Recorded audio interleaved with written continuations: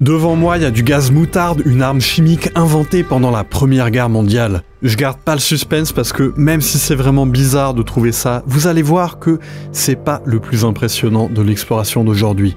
Comment je suis tombé là-dessus? Pourquoi c'est resté là? Je vous emmène dans un laboratoire soviétique abandonné depuis une trentaine d'années. On va percer ces mystères et en prendre plein les yeux parce que tout est en train de pourrir. Au programme de la rouille, des produits non identifiés, des moisissures toxiques. Pénétrer dans ce bâtiment, c'est loin d'être sans risque. Installez-vous pour cette nouvelle plongée dans l'ex-bloc soviétique.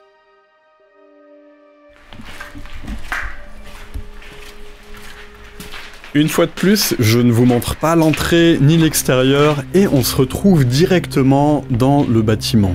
Même si j'ai passé un petit moment au rez-de-chaussée, le temps de commencer à explorer, je vais seulement vous le montrer rapidement parce que certes, il y a un peu de matériel, mais c'est vraiment juste un fade aperçu de ce que le reste du lieu nous réserve. Beaucoup de mystères planent sur cet endroit, mais on sait qui cache des choses étranges, et qu'il faut s'attendre à beaucoup de decay. En français, ça veut dire de la pourriture, de la décomposition, de la rouille, vraiment tout ce qu'on aime dans les endroits abandonnés.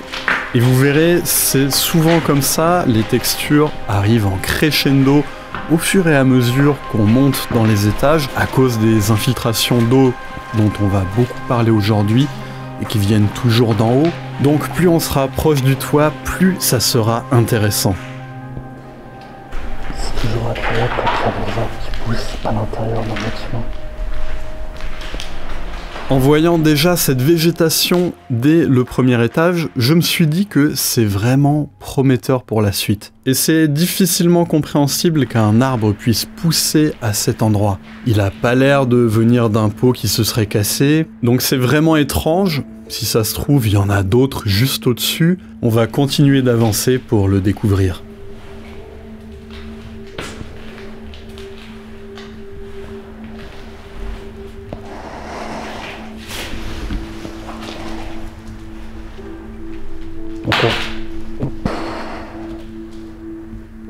Alors là, sans faire gaffe, je viens de marcher sur une ampoule. C'est littéralement éclaté sous mon pied.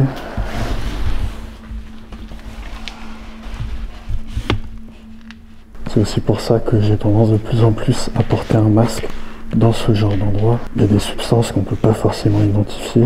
Toutes les moisissures peuvent être vraiment super toxiques. Ça peut vraiment vous attaquer les poumons. Et en cas de doute, dans ce genre de lieu, vaut mieux mettre le masque.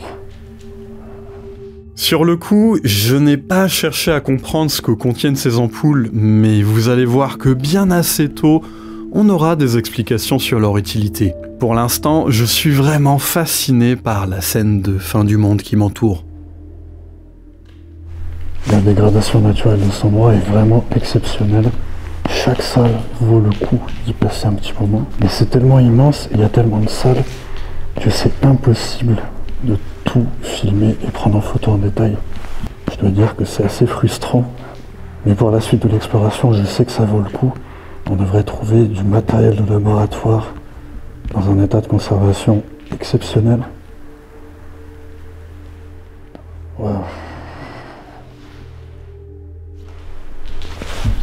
C'est toujours fascinant de retrouver des papiers comme ça, avec les noms des gens.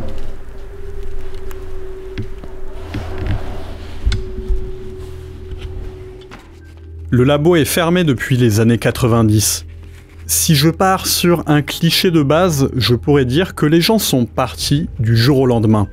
Il y a encore des affaires, ça se peut que tout le monde ait perdu son emploi d'un coup, et vous verrez plus tard que d'autres indices peuvent confirmer un abandon soudain et mal organisé. Certaines choses n'auraient jamais dû être laissées sur place.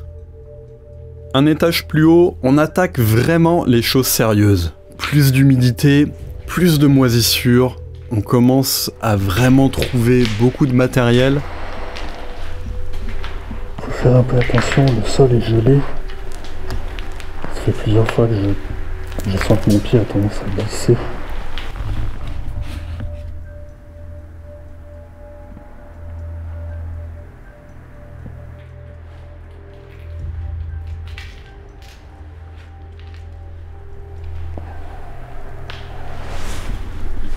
J'y connais pas grand chose en chimie, peut-être que c'est l'occasion d'aller faire des recherches après l'exploration. Je pense qu'il y a énormément de choses super intéressantes à apprendre. C'est assez dingue de se retrouver face à tout cet équipement rouillé. Et là par exemple, je pense qu'on est face à une centrifugeuse vraiment old school, avec un bon gros moteur.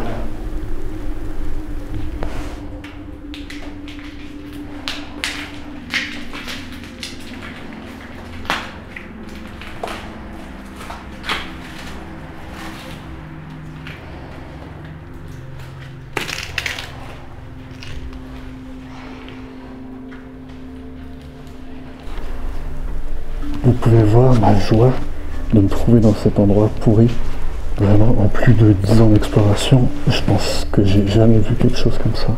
C'est incroyable. Vraiment, plus on monte dans les étages, plus il y a de dégradation. C'est ça que j'adore en explorant. Une fois de plus, des dizaines d'ampoules jonchent le sol, au milieu de cartons décomposés. Certes, on est dans un labo de chimie, mais ça fait quand même une grosse quantité d'ampoules. Pour toutes ces fioles, avec encore des produits dedans, les bouchons avec les espèces de calfeutrage par-dessus. La plupart des étiquettes sont illisibles. Impossible de dire ce qu'il peut y avoir dedans. C'est des produits qui peuvent traîner depuis plus de 30 ans.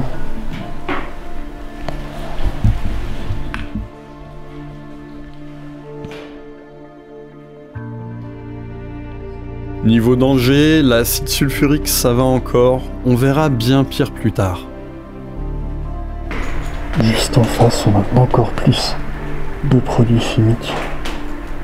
Une collection de bouteilles qui tombent des étagères.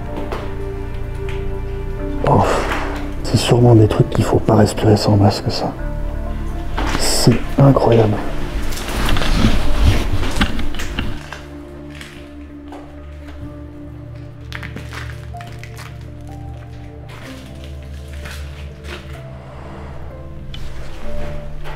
C'est vraiment un décor qu'on retrouve normalement dans des films d'horreur, dans des jeux vidéo. D'ailleurs, n'hésitez pas à me dire en commentaire si ça vous fait penser à un jeu ou un film en particulier. Wow, c'est un truc de fou, vraiment.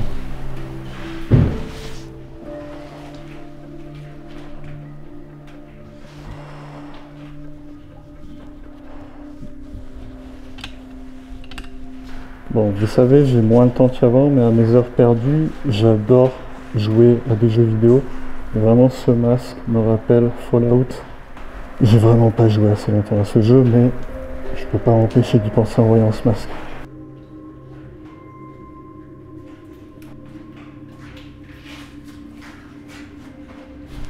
Ça peut vous donner une idée de la dégradation ici. On va littéralement marcher sur une étagère qui est tombée. Au début, je me suis dit que c'était un morceau de plafond, mais le plafond est encore en place. Waouh! Il y a des pièces qui sont pas vraiment ouvertes et du coup il y a soit des trous dans les murs, soit les portes qui sont à moitié pétées.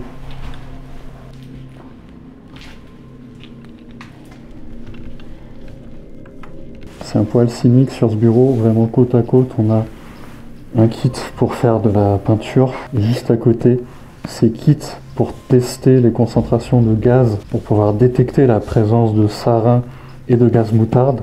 Dans cette usine, il y avait effectivement des tests sur du gaz moutarde, donc l'hypérite, comme on peut le voir noté sur le kit de test. Et donc, a priori, il y avait aussi des expériences sur du sarin. C'est un produit qui est 500 fois plus toxique que le cyanure, même avec une dose extrêmement faible, ça a des effets terribles. Ça, c'est pour mesurer, a priori, s'il y a du sarin. Et là, on a affaire à des tests pour de l'hypérite. En fonction du changement de couleur, on voit la dose à partir de laquelle c'est mortel. En faisant circuler de l'air dans ces ampoules à l'aide d'une pompe, on peut détecter la présence de ces gaz. Et donc le gaz moutarde, aussi appelé hypérite, est une arme chimique qui a été utilisée pour la première fois en juillet 1917 par l'armée allemande, à Ypres en Belgique. C'est l'origine de son nom. Il provoque de graves lésions de la peau et des voies respiratoires. Alors dès l'automne 1917, des chimistes français parviennent à en fabriquer à leur tour, et ce gaz sera donc aussi utilisé par l'armée française. De nos jours, la plupart des pays ont signé une convention sur l'interdiction des armes chimiques, mais pendant la guerre froide, forcément, la peur règne et chaque côté veut être prêt face aux menaces nucléaires et chimiques. Des masques à gaz, véritables symboles de cette ère, sont répartis un peu partout dans le bâtiment. Une des fonctions du labo était de tester des filtres pour ces masques, et aussi de fabriquer des tests pour détecter la présence de différents gaz, comme ceux qu'on vient de trouver. Ça explique en partie les dizaines d'ampoules qu'on a vues plus tôt.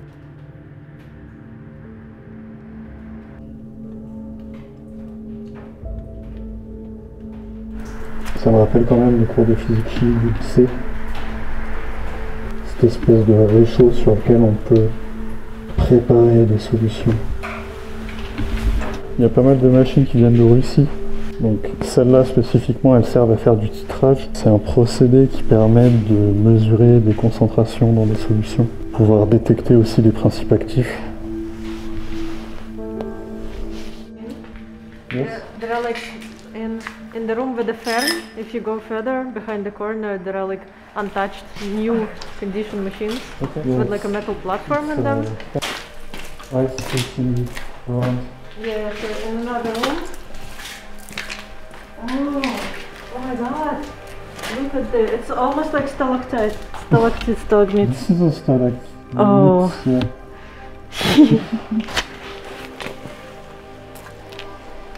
This is for cooking pasta in the hostel.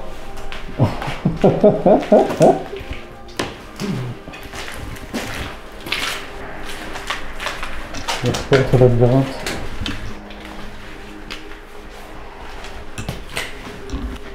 Oh yes.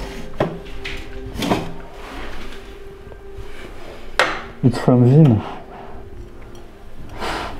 And then it supposedly, I think it does like this. Ah ok, you don't put it in... Cette machine, elle sert à agiter les solutions, ça sert à pouvoir l'agiter de manière parfaite, pouvoir reproduire les conditions d'une expérience à une autre.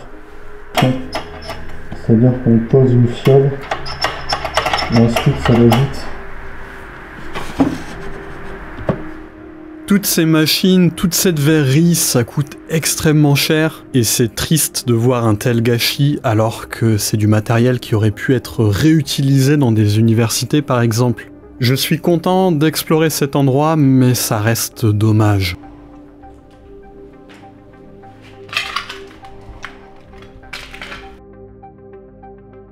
Cette pièce est incroyable. Tout au fond déjà on a cette fougère qui pousse. Mais là, il y a le plateau du bureau qui s'est complètement gondolé avec l'humidité. D'ailleurs, si je me souviens bien, on dit une paillasse, on dit pas un bureau pour la chimie. Et puis comme on est en hiver, on a des stalactites qui se forment.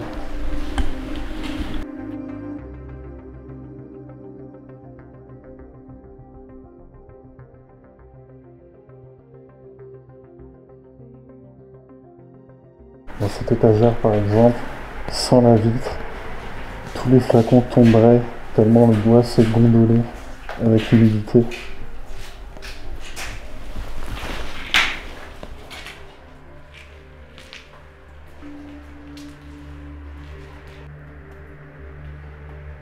Faut quand même que je vous le dise, entre nous quand j'étais au premier étage, c'était quand même pas aussi fou que là où on se trouve plus haut. Donc assez logiquement, dans la vidéo, on arrive quand même assez rapidement aux zones intéressantes. C'est souvent comme ça dans les bâtiments abandonnés, on va trouver du diquet. Il va falloir monter assez haut pour commencer à avoir quelque chose de vraiment intéressant pour avoir de la matière. Et tout à l'heure au premier étage, j'ai quand même commencé à questionner un petit peu les choix que je peux faire des fois. Qu'est-ce que je vais faire au fond de l'Europe de l'Est pour filmer une usine complètement vide? Mais là, ça y est, on trouve quelque chose de sympa. C'est beaucoup de travail de filmer une vidéo comme je l'ai fait actuellement. Surtout comme ça, un petit peu en solo. Et vraiment, je vous remercie à vous qui prenez le temps de regarder, de commenter, de partager. C'est un plaisir pour moi de pouvoir vous faire découvrir ce genre d'endroit complètement oublié, complètement hors du temps. Et ici, il nous reste encore beaucoup de choses à voir, donc on va continuer l'exploration.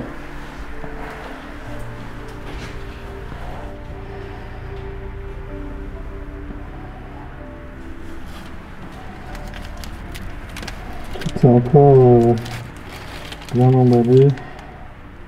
Ça, c'est des trucs qu'on va laisser tranquilles.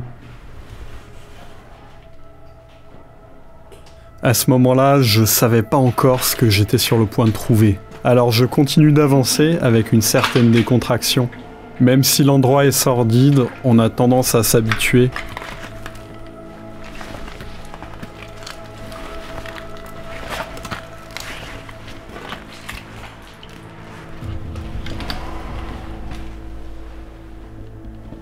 Là, c'est une machine dans laquelle, a priori, on peut faire des manipulations en mettant juste ses mains.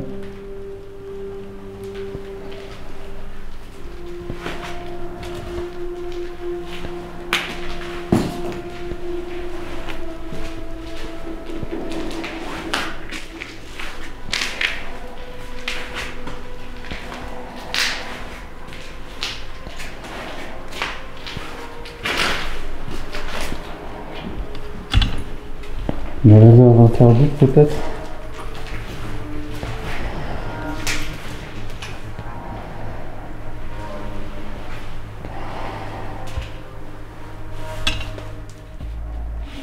Ok, là... Je pense que je comprends pourquoi il y a une grille pour entrer dans cette pièce. Devant moi, il y a littéralement une boîte d'hypérite, c'est du gaz moutarde. La boîte semble ouverte, en partie du moins. Vraiment aucune envie d'y toucher, ce truc doit rester tranquille. Juste à côté, une autre boîte similaire est bel et bien ouverte. J'imagine que personne n'y a touché depuis un moment, et par cette température glaciale, le produit est sûrement peu volatile, mais on n'est pas formé ni équipé pour manipuler ce genre de choses.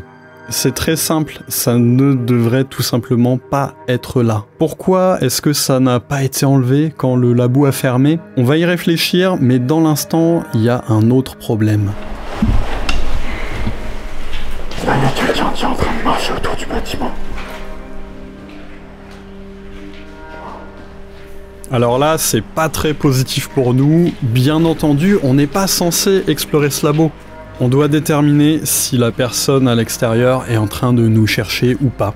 Mais c'est compliqué de suivre où il va sans trop nous montrer. Peut-être qu'on a un vrai problème, mais peut-être pas. Dans tous les cas, on baisse d'un ton, non pas qu'on criait, mais on va dire qu'on passe du mode vibreur au mode silencieux, le temps d'analyser la situation. Et finalement, la silhouette s'éloigne. Bon, ce gaz moutarde abandonné. Ça serait malhonnête de rejeter la possibilité que les boîtes soient vides depuis longtemps, puisque de toute façon elles ont l'air ouvertes. Ceci dit, est-ce qu'on a vraiment besoin de vérifier? Je pense que la prise de risque est inutile, mais il est probable que les boîtes aient simplement été oubliées avec leur contenu quand le labo a fermé.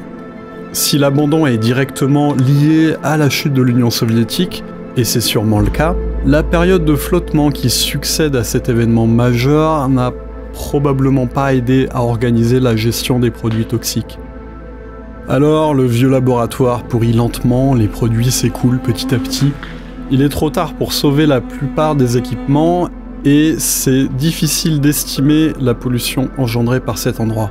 Une petite boîte d'hypérite, ça reste dérisoire comparé aux énormes cimetières d'obus dans la mer du Nord qui eux aussi contiennent cette substance qui commence à se libérer.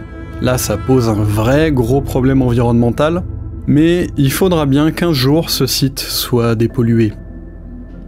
La guerre froide a laissé derrière elle un bon nombre d'installations industrielles et militaires. Et sur cette chaîne, je vous emmène souvent en découvrir. Donc, abonnez-vous, comme vous êtes resté jusque-là, vous pourrez me suivre dans d'autres lieux incroyables. Et d'ailleurs, s'il y a bien un endroit que vous ne devez pas louper, c'est le bunker médical de ma dernière vidéo. L'ambiance est complètement dingue, vraiment, vous allez adorer. Je vous dis à bientôt, ciao.